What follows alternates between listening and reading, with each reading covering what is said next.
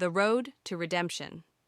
English version. Michael Carter had it all: a high-paying job, a luxury apartment in Manhattan, and a reputation as one of the best corporate lawyers in New York. But deep down, he felt empty. His days were filled with legal battles and corporate meetings, and his nights with expensive drinks and meaningless conversations. He had spent years climbing the corporate ladder, yet happiness remained elusive. One evening, after a long day at work, Michael sat at a bar staring at his whiskey glass. A voice interrupted his thoughts. "Rough day?" He turned to see an older man with kind eyes. "You could say that," Michael sighed. The man, introducing himself as Frank, chuckled.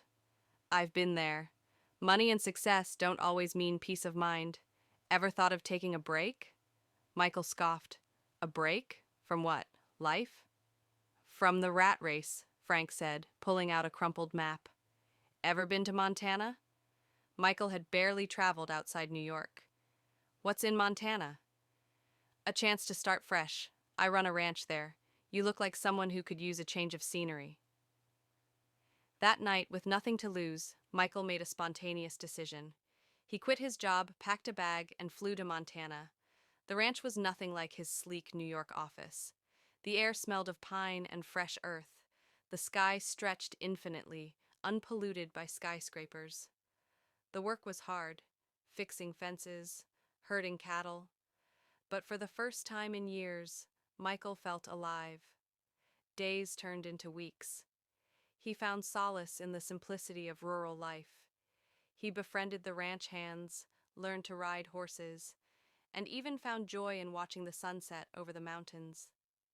One evening, he sat on the porch with Frank, who handed him a letter. "It's from my daughter, Emma. She's coming home."